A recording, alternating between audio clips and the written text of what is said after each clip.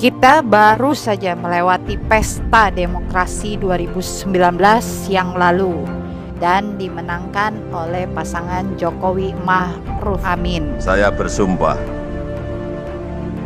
akan memenuhi kewajiban Presiden Republik Indonesia. Saya adalah salah satu pendukungnya yang menjadi relawan kemenangan Jokowi. Berjuang mati-matian agar Jokowi bisa menang dan menjadi presiden pada waktu itu. Yang terutama untuk Bapak Jokowi, saya minta kita harus bersatu. Tahu atau tidak Pak Jokowi tentang perjuangan kita tidak jadi masalah. Diakui atau tidak, buat saya tidaklah penting. Karena tujuan saya, tujuan kita adalah berjuang untuk NKRI. Pertanyaannya, kenapa saya mendukungnya? Itu semua karena saya mendukung penuh program kerja Bapak Joko Widodo. Khususnya program Indonesia Bebas Radikalisme dan Intoleran. Tapi yuk kita lihat, di awal kinerja beliau tiba-tiba muncul isu raja-rajaan. Contoh, Sunda Empire, King of the King, dan sebagainya. Mendadak berita ini jadi trending topik dan menjadi bahan tertawaan bangsa ini. Tanpa kita sadari, kita ini terhipnotis mengikuti berita-berita ini. Dan hanya dengan hitungan hari, para raja-rajaan dan petinggi-petinggi dari kerajaan-kerajaan ditangkap. Sampai-sampai kita lupa, karena kita terhipnotis keasikan tertawa mengikuti berita-berita. Kita lupa, masih ada kerajaan radikalisme yang lebih berbahaya dari mereka. Apa itu? Para penceramah radikalisme yang bisa menghancurkan negara ini. Justru merekalah yang lebih berbahaya dari seorang Rangga petinggi Sunda Empire.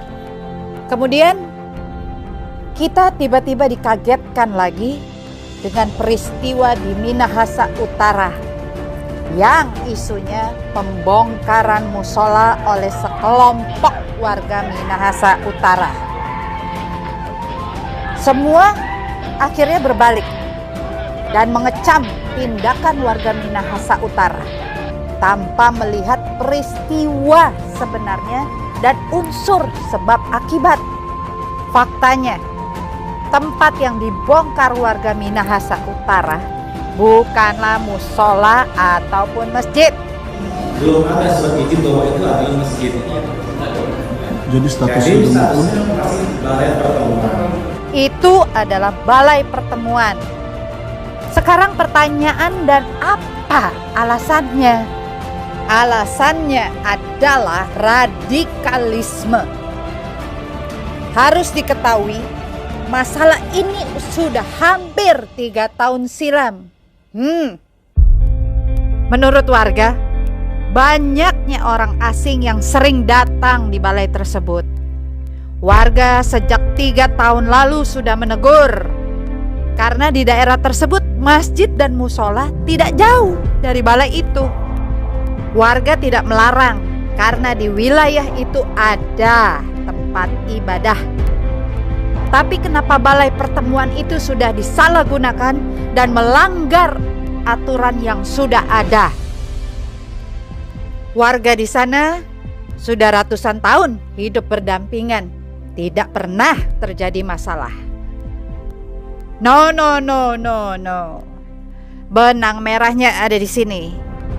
1. Ada Kiai Mojo di Minahasa. 2. Ada kampung Jawa di Minahasa yang budayanya sudah menyatu dari dulu. 3. Ada tuanku Imam Bonjol di Minahasa. Kita kunci di sini.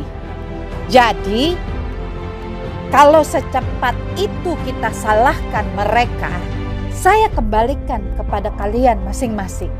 Menurut saya, mereka hanya berjuang untuk mempertahankan adat istiadat mereka, untuk supaya Minahasa Utara tetap rukun dan damai. Sekarang kita mundur ke belakang tentang pembongkaran gereja, juga ada wihara yang umumnya diartikan kaum minoritas.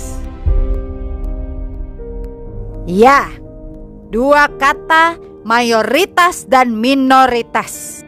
Seperti kita lihat, mayoritas seakan-akan yang mempunyai negara ini.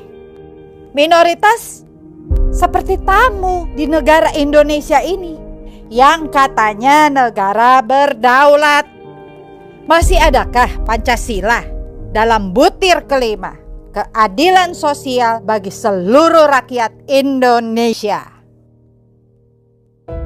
Nah, pertanyaan besar sampai dengan hari ini adalah di mana Pak Jokowi sebagai presiden terpilih yang dipilih oleh rakyat Indonesia?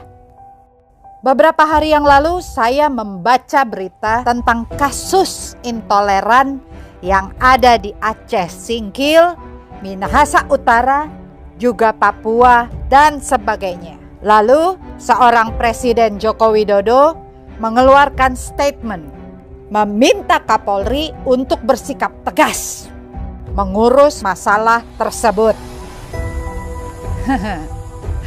Kali ini saya minta maaf Pak Jokowi. Saya melihat Bapak hanya ngomong aja. Kenapa? 1, banyaknya gereja dibom, Pak.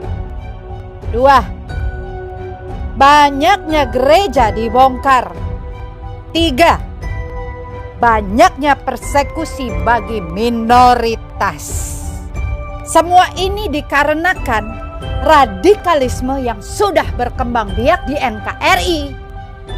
Indonesia butuh ketegasan untuk menggunakan undang-undang terorisme yang disahkan 2018 lalu. Pak Jokowi, Bapak dapat menjadikan Indonesia dalam infrastruktur dan ekonomi yang baik. Tapi ingat baik-baik Pak Jokowi, Bapak benar-benar tidak tegas dalam radikalisme dan intoleran. Infrastruktur dan ekonomi yang baik akan lenyap, akan hilang seketika di saat radikalisme membuat kita perang saudara. Saya Nancy Angela Hendricks. Salah bilang salah, benar bilang benar.